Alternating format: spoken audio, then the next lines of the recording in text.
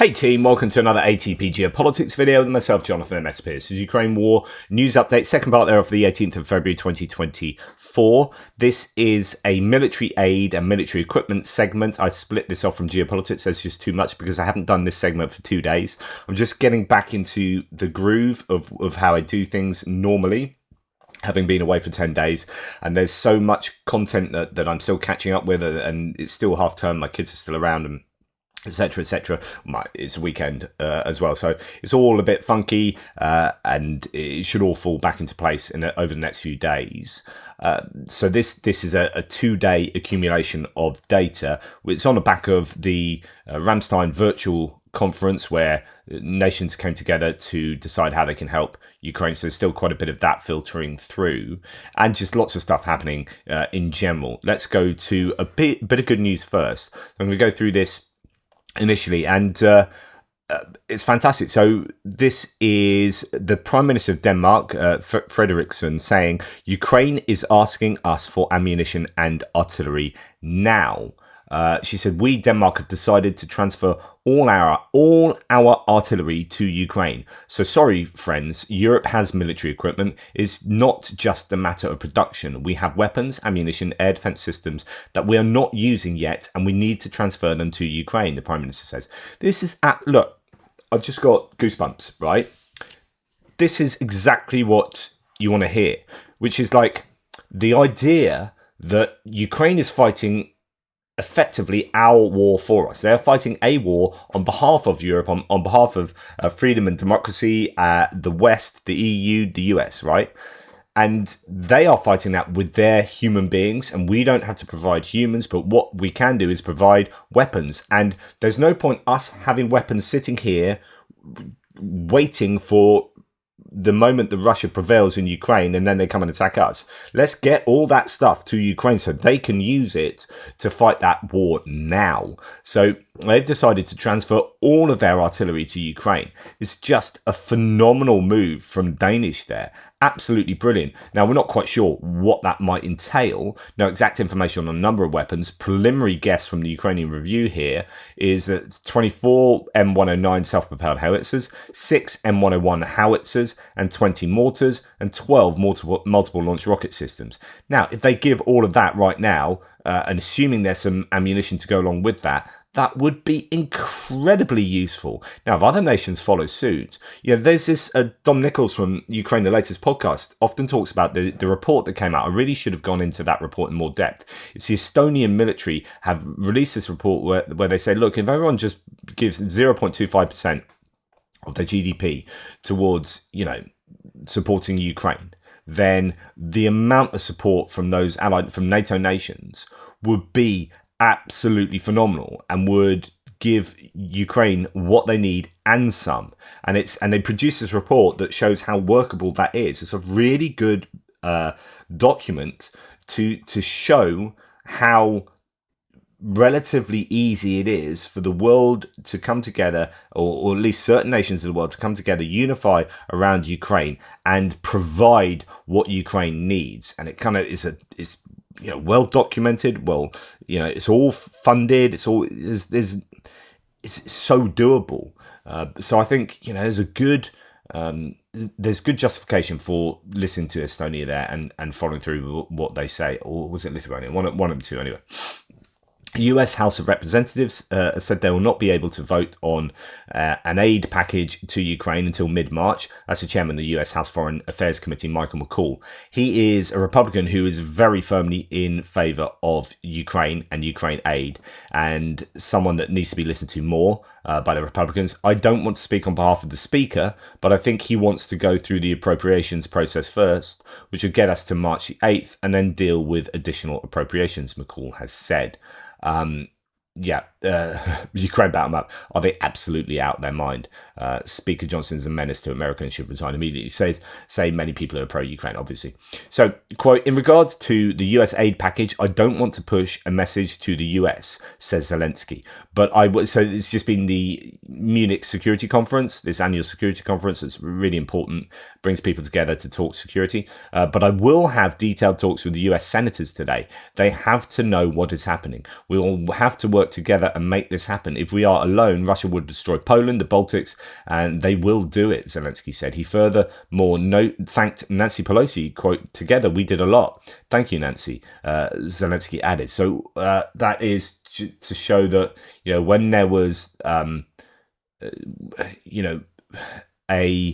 a majority of Democrats in the House, then support for Ukraine managed to get through. And, in fact, it's interesting that I know Republicans love to hate Nancy Pelosi, but she's actually got quite a lot of kudos for getting things done in a really bipartisan way and showing how things can be done with, a very slim majority and et cetera, et cetera. So, yeah, interesting. The idea that we'll walk away from Ukraine and letting NATO begin to split is totally against American interests, says Biden. In fact, let's listen to him say it himself. The idea that we're going to walk away from Ukraine, the idea that we're going to let NATO begin to split, is totally against the interests of the United States of America, and it is against our word we've given since all the way back to Eisenhower. So it's about time we make sure that Congress come home and pass the legislation funding NATO. It's critical. The idea that we're going to walk away from... Absolutely. So I'd agree with that. It's just, it's critical that gets passed. Now, talking about GLSDB, so ground-launched small diameter bomb. These bombs that are given glide kits and precision characteristics so that they can be fired out of HIMARS or other multiple launch rocket systems and then get to a target 150 kilometers away, so outstripping the 84 kilometer range of the normal HIMARS rockets. These are cheaper as well, using older munitions that are given. It's just like JDAMs are used in the air to drop and glide and precisely hit targets. These are the ground launch version of them, essentially. And there was lots of complaints about how long it's taken them to get to the front line. So many people on my threads was like, when a GLSDB is going to get there? When are they going to get there?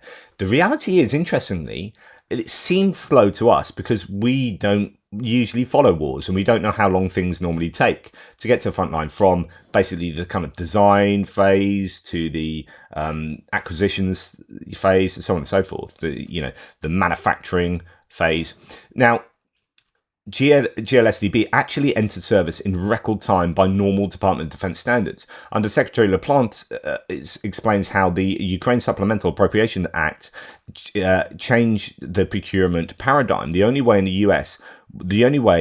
US will be able to meet the threat posed by the CCP is if its sufficiently large annual appropriations are in place, along with authorities for both rapid and multi-year procurement, goes on to say. So, just interesting that the GLSDB actually hit in record time, rather going against the grain of what popular thought is on that. US provides Ukraine with war crimes collection assistance. Now, this is really interesting because there appears that the US is able to still provide, I don't know when the funding for this was sorted out, but it appears they are still able to provide Ukraine with stuff outside of the military sphere. So this is to help with collecting information data on war crimes. A new package contains 66 vehicles, 250 drones, 9 3D laser ground scanning devices, and a DNA laboratory, according to the Interior Ministry. So that's really good news. Ukraine need as much help there as they can get, obviously. And the US is also to transfer confiscated Russian funds to Ukraine via Estonia. It's not the first time this has happened either. I believe this is the second time. So excellent news here. This is money that Ukraine desperately needs, and this is essentially free money as far as allies are concerned, because this is Russian money that's being confiscated. The transfer marks the second time the US has sent confiscated Russian money to Ukraine. First time such funds have been sent to a foreign ally with the intent of getting aid to Ukraine. So this is going via Estonia. I presume Estonia then look after how that gets to Ukraine. But this is confiscated money from US, from Russian funds. That's absolutely brilliant. And indeed, Dead District goes into this. US Department transfers approximately $500,000 in forfeited Russian funds to Estonia for the benefit of Ukraine. Deputy Attorney General Lisa Monaco and Estonian Secretary General Toomas Saar announced at the Munich Security Conference the transfer of nearly $500,000 in forfeited Russian funds for the purpose of providing aid to Ukraine. The funds were forfeited by the US following the breakup of the illegal procurement network attempting to import into Russia a high-precision US origin-made tool with uses in the defence and nuclear proliferation sectors. Additionally, on Wednesday, February the 14th, a citizen of Latvia was charged criminally in connection with the procurement scheme they pleaded guilty to violating US export laws and regulations. The transfer is the first of its kind from the US to a foreign ally for the express purpose of assisting Ukraine, and the second time the Justice Department's task force, Klepto Capture, has made confiscated Russian assets available for Ukraine, having provided $5.4 million in forfeited funds last year to the State Department for the support of the Ukrainian war veterans. Interesting. The confiscated funds are being transferred to Estonia since, under current authorities, the facts of this case do not allow for a direct transfer to Ukraine. Estonia will use the funds for a project to expedite damage assessments and critical repairs to Ukrainian electrical distribution and transmission system, which have been purposefully targeted by the Russian forces. Fantastic news. Really like that. Good stuff. Right, F-16 fighter jets could arrive in Ukraine in June. This is slightly later than was originally posited, although there's so many variables involved in this. Not only the provision from nations of different equipment and training and whatever, but also the training of those people within Ukraine or outside of Ukraine, but your ground staff, maintenance crew, all this stuff, getting air bases ready, getting secure locations for the planes. There's a lot of stuff going on, and of course the training of the pilots themselves, learning English, being able to master the airframe. I think that June will see them in Ukraine, said Lithuanian defense minister, citing a timetable confirmed by another European official attending the Munich security conference. Ukrainian pilots are flying F-16s solo every day at the moment. So we are in February, March, April, May, June. So maybe 4 more months. The first pilots are will likely end their training in May, according to the US National Guard. F-16 fighter jets will be likely flying in Ukraine in June, as mentioned. So a bit more information there. Ukrainian President Zelensky and French President Macron signed a security agreement between Kiev and Paris today. This is all really important stuff that is a way of securing Ukraine's existence past any kind of peace deal that might eventually be forced on the Ukrainians if that happens. So say things go badly over the next few months and everyone forces Zelensky to go to the table and Putin goes to the table and they agree to give up Crimea and the Donbass, whatever, something like that. Now, if there's a peace deal, then all of these security agreements with the UK, with France, with a whole host of countries will put in place something that looks a little bit like kind of a NATO Article 5 is how I would understand it. I don't know if that's definitely the case, but the idea would be that if Russia then came back to bite some more chunks out of Ukrainian territory after a peace agreement, which would be entirely in concert with their previous activities, they seem to be very good at breaking agreements that they sign up to, then very formally Ukraine will have the assistance guaranteed of all these big nations that should act as a deterrent to stop Russia doing that, because straight away you've basically got an effective kind of quasi NATO style set of agreements with all these nations. So that's really, really important. But also France has committed itself to provide up to 3 billion euros in additional military aid this year. So that's 2024. That is fantastic. So France, and interestingly, a lot of people slag France off, but actually I think if you look at the last figures, if you include what they provide to the EU as funding, they are now like third, are they, after Germany? So they've leapfrogged the UK in terms of assistance to Ukraine. I think that's true. So, it's very easy to slag off France, and people have done a lot. And it may be that they've come late to the party, but it's also worth remembering that they've been doing things under the radar, so to speak. I talked about the other day about how the UK has been doing an awful lot that you won't see again. UK could leapfrog France back, maybe, if you take into account all the stuff they're doing with maritime insurance and allowing the oil price cap to work, to underwriting maritime war risk insurance for vessels going in the Black Sea and exporting Ukrainian grain and produce to the world, the UK has done an enormous amount of stuff to assist there, which is incredibly valuable. And it won't turn up on those big sort of, we've given X billion dollars of kit to Ukraine, right? But we're helping in other ways, in the same way that Germany and Poland will have refugee assistance going to the tune of billions that won't turn up on UK and US assistance packages, like lists and whatnot. So many nations do an awful lot of stuff that we aren't always cognizant of. And I think France has probably done a bunch of that. There's a lot of talk about how they are big in assisting with intelligence, satellite imagery and stuff like that. And there are also pieces of equipment that end up in Ukrainian hands that you didn't realise that France had given away. The same can be said about Finland to a degree, although Finland announced their packages, but they don't tell you what's in them. They're secretive for that. So we've given $150 million worth of, or euros worth of stuff. We aren't going to tell you what it is, but that's going to Ukraine. So people do things in different ways, and it's very easy to jump on a blame game kind of wagon. I've done that with France before, and it could be justified. It could be that France are one of the biggest arms exporters in the world, and really they should be at the forefront. Macron has said all the right things. He's very strong on rhetoric. Is he strong on actually backing up that rhetoric with aid? I don't know. It doesn't seem 100% that he is, but then some figures indicate that possibly France have been, or certainly will be going forward. But it's certainly not nearly what Germany have pledged and what they have provided. So Germany really now at the centre of aid to Ukraine, especially with the US Congress having been at an impasse for 4 months now. So anyway, breaking, German Chancellor Olaf Scholz has announced a new military aid package worth 1.13 billion euros to Ukraine. It includes, but it's worth looking at the timeframes for this, 18 Panzerhaubitze 2000s, really good self-propelled howitzers, but we're talking 2026 and 2027. 18 RCH 155s, these are very small self-propelled howitzers that look pretty decent. They can shoot and scoop. They can actually fire while they're moving, which is quite incredible.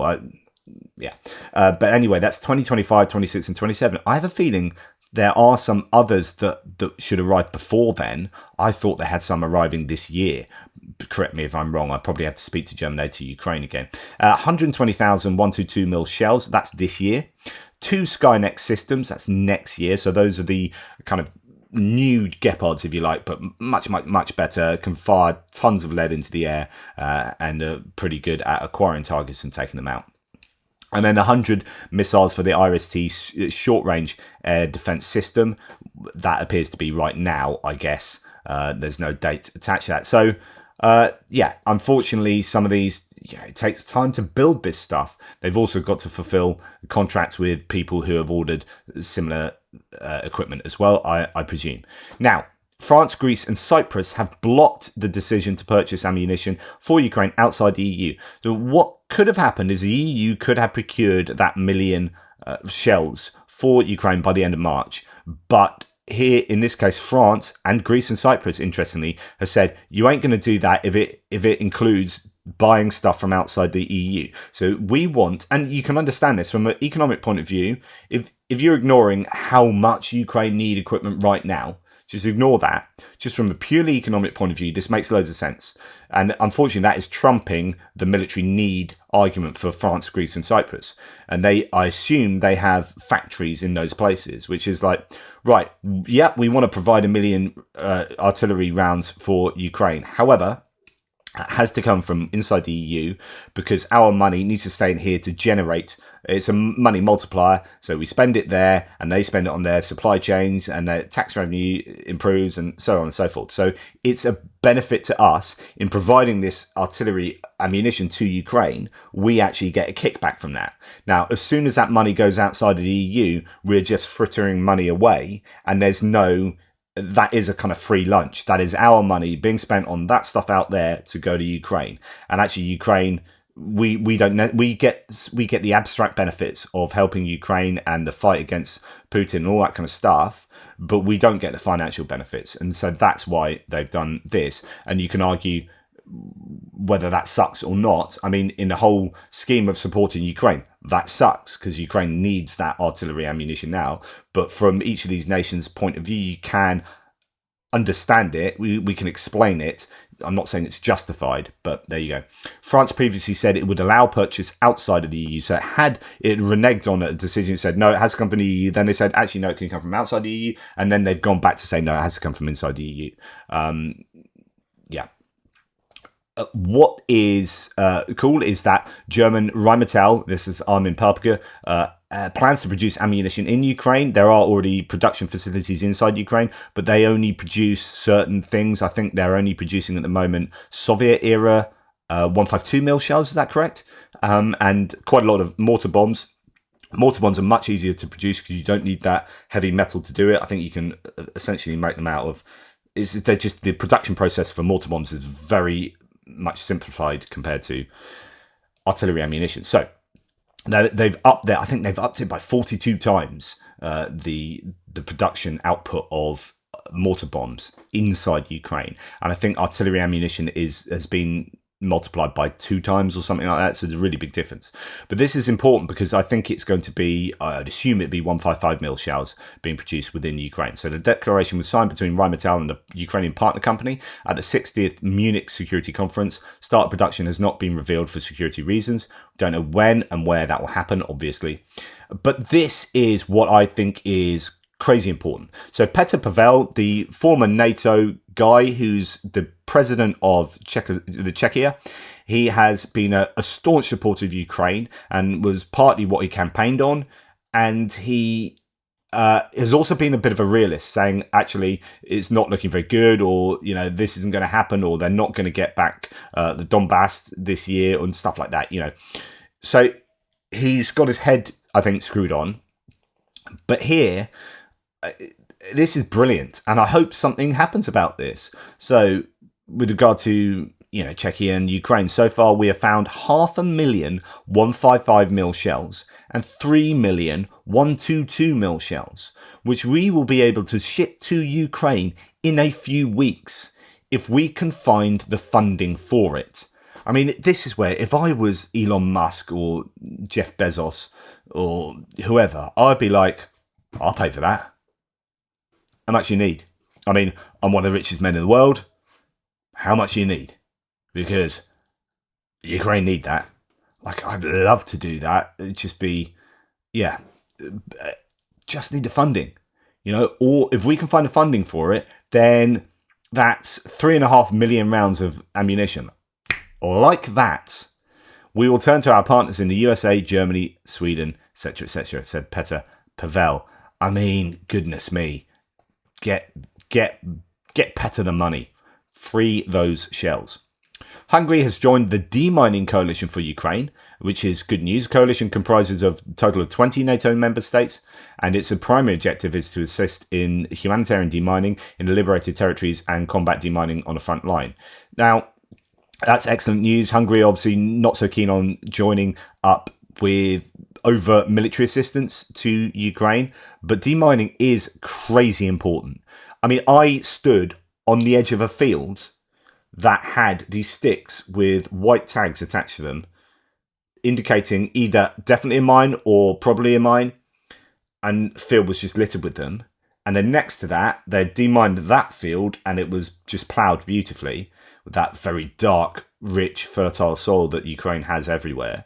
And they're going to, sow those fields and grow crops. And here they can't do that because they haven't demined it. And it's so important just from not only a humanitarian point of view, and next door there's a village with kids, so that humanity don't want kids walking on there blowing up. But in terms of being able to make the land productive to provide funding for the defensive war effort. So it's hugely important, demining, and it's something that's going to take decades. And the more countries that can come together and help in that process, the better it is for Ukraine. Now, state budget of Ukraine has received a part of grant funds to the amount of $49.4 million from the government of Japan. This was reported by the press service and Ministry of Finance. Quote, the raised funds are directed to overcoming the consequences caused by Russia's armed aggression and to the reconstruction of Ukraine's housing infrastructure. Really important. They just need money for everything, right? Their economy is fairly much screwed over by the war, obviously, and they need assistance from all quarters that will help them retain their country and in its infrastructure, while at the same time needing all the help they can get to commit to the war effectively. And then the big thing in that mix is just mobilization. It's people going from here to there. And as I have said a million times, the dilemma of like the more people you move from your society to the front line, the more your society falls apart economically, socially, etc., and the more people run away from your country. That's a dilemma Zelensky has, with many people absolutely incandescent with rage that he hasn't mobilized, but then many people are afraid of mobilization. Yeah, it's easy to say that he should have mobilized, but would you like to be one of those people sent to the front lines with a high percentage chance of dying? So let's be realistic here. Like in principle, let's get as many human beings to the front line to fight for Ukraine and win the war. But if that causes a collapse of Ukrainian society, then what are they fighting for? How are they funding the war, etc., It's really tough. Italy loans 100 million euros to bolster Ukraine's energy sector. The agreement lays out the terms of a subsidised loan worth 100 million euros, $107.8 million, to the state-owned energy company Hydroenergo. So that looks like hydroelectric power there. And Poland is increasing the size of its army. According to the defence minister, at the end of this year, our army will number about 220,000 soldiers, and this figure will continue to increase every year. Poland spends, as a percentage of their GDP, I think probably the most in the world on, well, I don't know, I haven't looked, but certainly out of all the NATO nations is the highest spender as a percentage of GDP. So when people like, Trump comes out and says Europe aren't paying their fair due, with regard to NATO, it's like, well, it looks like I think 18 nations now are going to be paying more than 2% of GDP, and Poland, for example, pays more than US. So Poland pays 4%, US pays I think 3.29%.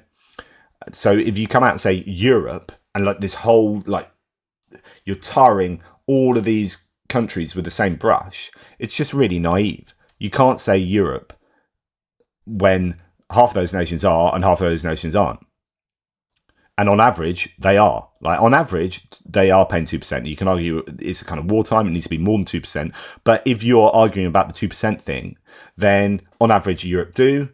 And there are some nations that don't, and some nations that do. And a nation that does more than the US, right? So we need to be much more sophisticated in the way we talk about Europe. And we shouldn't just overgeneralize.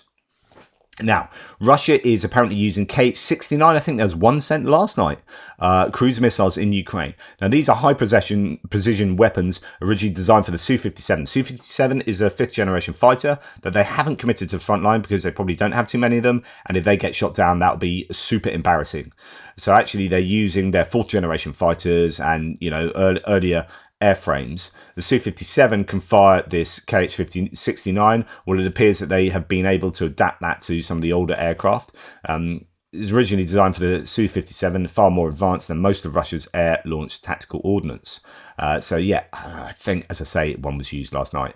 And then Russians are complaining about the new Volnorez jammer, saying it doesn't work at all due to the terrible build quality and the wrong position of elements inside it, which is good news for Ukrainians. And this is one of those things, as far as I remember, they produced a whole bunch of these to put on vehicles. As you can see there. And I did report this some time back. Unfortunately, we confirmed dismantling several burnt-out Volnorez products led to discoveries that left the experts completely surprised. Absolutely poor build quality. Impression is that the Chinese are soldering all this somewhere in the garage. Therefore, the mean time between failures is the same as in children's transistors. A violation of all the laws of physics when the transistor module is located in a sealed container above the cooling radiator, where there is simply nowhere for heat to dissipate, and by default it is doomed to burn out, which it does regularly. The antenna, which creates completely open funnel above the vulnerres, which Ukrainians spoke about, cheapness of parts comparable to the final price of the product, with a selling price of 350,000 rubles. Its real price does not exceed 50 to 60,000. Next week I'll make a special trip to the workshop to film all this on camera, says some Russian source here. But good news to hear things like that about Russian equipment, of course. And that's the end of the military aid segment. It's been a long one just for this segment because, as mentioned, 2 days worth of data at least. Anyway, thanks so much for your support. Take care. Speak to you soon.